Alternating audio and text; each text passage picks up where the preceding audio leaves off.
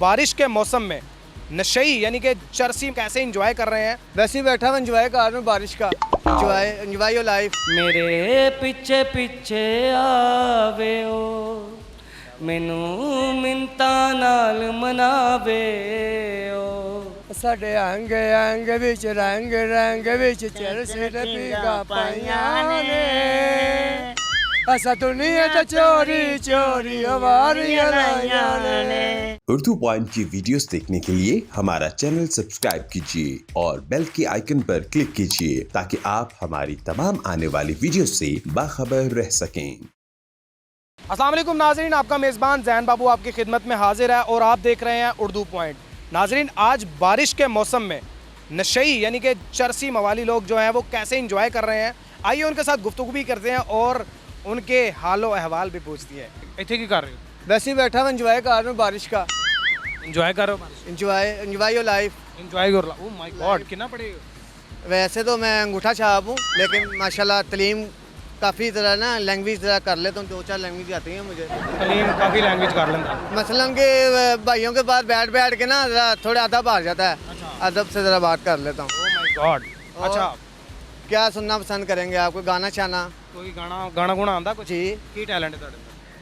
मुझे सॉन्ग आता है एक बड़ा प्यारा, सुनाओ। वे जाने वाले छड़ के ना जावे। क्या बात है, सुनाओ। वे जाने वाले इंज छड़ के ना जावे किते वादे सारे ओ तोड़ निभावे गल्लां इश्क दी कीतियां संग रातां कटियां ओ मैनू भुल ना जावे मैनू छड़ ना जावे हाय हाय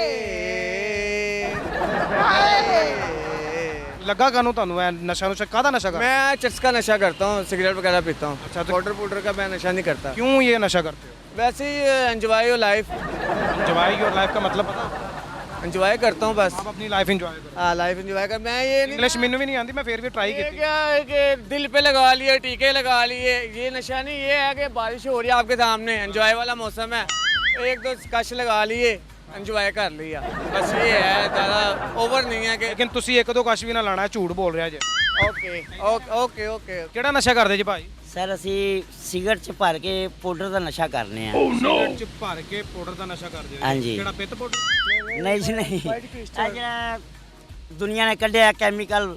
ਅੱਛਾ, ਰੇਜ਼ਨ ਵਾਲਾ ਯਾਨੀ ਕਿ ਜਿਹੜਾ ਹਾਂਜੀ ਤੋੜੇ ਬਣਦੇ ਨੇ ਜਿਹਦੇ। ਹਾਂਜੀ ਹਾਂਜੀ ਉਹ powder। ਹਾਂਜੀ। ਨਸ਼ੇ ਦਾ ਪੜ ਜੀ ਨਸ਼ੇ ਵਾਲਾ powder। ਉਹਦੇ ਨਾਲ ਕੀ ਹੁੰਦਾ?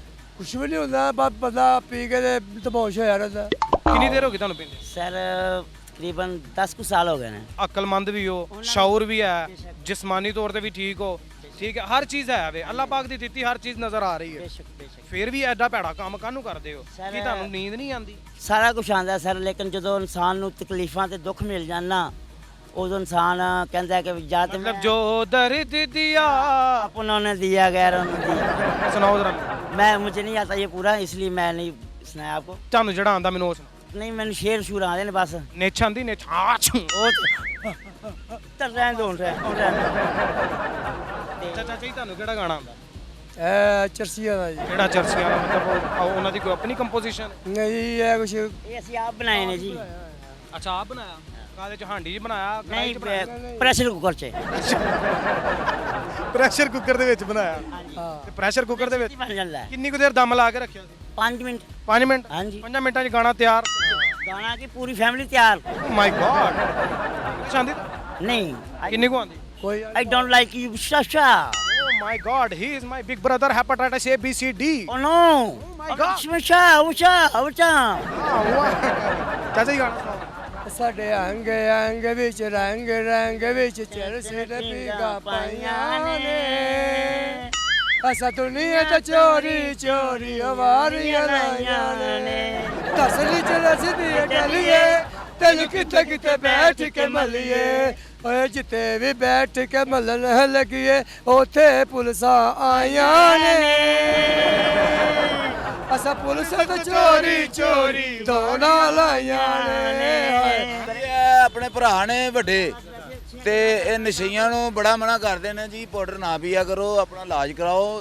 ਤੇ ਭਾਣ ਕਹਿੰਦੇ ਨੇ ਜੀ ਹੁਕੂਮਤ ਇਲਾਜ ਜਿਹੜਾ ਨਾ ਫ੍ਰੀ ਕਰੇ ਤੇ ਉਹਨਾਂ ਦਾ ਮੁਸਤਕਬਲ ਫੇਰ ਸਹੀ ਹੁੰਦਾ ਹੈ। ਅਦਾਰਾ ਐਸਾ ਬਣਾਏ। ਚਲੋ ਛੱਡੋ, ਤੁਸੀਂ ਬਾਕੀ ਗੱਲਾਂ ਹੁੰਦੀਆਂ ਰਹਿਣਗੀਆਂ। ਤੁਹਾਨੂੰ ਕੋਈ ਗਾਣਾ ਗੁਣਾ ਆਉਂਦਾ? ਗਾਣਾ ਮੈਨੂੰ ਆਂਦਾ ਯਾਰ। ਜੁਗਤਾਂ ਆਉਂਦੀਆਂ? ਜੁਗਤਾਂ ਤੁਹਾਡਾ ਮੂੰਹ ਭਾਣ ਇਹੋ ਜਿਹਾ ਹੈ ਕਿ ਸਮਝ ਲਓ ਜਿਵੇਂ ਪਿੱਛੋਂ ਬੱਸ ਵੱਜੀ ਹੁੰਦੀ ਹੈ। ਪਿੱਛੋਂ ਬੱਸ ਵੱਜੀ ਹੁੰਦੀ। ਤੁਹਾਡਾ ਮੂੰਹ ਭਲਾ ਕਿ ਇੰਜ? ਹਾਂਜੀ। ਅੱਗੋਂ ਜਾ ਕੇ ਥੋੜਾ ਜਿਹਾ ਇੰਜ। ਤੁਸੀਂ ਵੀ ਕਰਦੇ ਹੋ ਨਸ਼ਾ? ਹਾਂਜੀ ਕਿਹੜਾ ਕਰਦੇ ਹੋ? ਸਨੇਕ ਲਾਣਾ, ਕੋਬਰਾ ਜਾਂ ਸ਼ੀਸ਼ਨਾ? ਕੋਬਰਾ ਕਹਿ ਲਓ। ਕੋਬਰਾ ਕਹਿ ਲਓ। ਹਾਂਜੀ ਤੇ ਉਹੀ ਕਿਉਂ ਕਹਿ ਲਈਏ? ਸਾਨੂੰ ਪਤਾ ਹੀ ਨਹੀਂ, ਜਦੋਂ ਹੈ ਤੇ ਅਸੀਂ ਐਵੇਂ ਕਹਿ ਹਾਂ, ਲਈਏ। ਨਹੀਂ ਸਨੇਕ ਉਹ ਸਨਿਫ ਕਰਨਾ ਮੈਂ ਨੱਕ ਦੇ ਨਾਲ। ਅੱਛਾ, ਤੇ ਤੁਹਾਡੇ ਅੰਦਰ ਕੋਈ ਟੈਲੈਂਟ ਟੂਲੈਂਟ ਹੈ? ਹਾਂਜੀ ਬਿਲਕੁਲ। ਕੀ ਟੈਲੈਂਟ? ਗਾਣਾ ਗਾਣਾ ਚਾਹੁੰਦਾ। ਗਾਓ।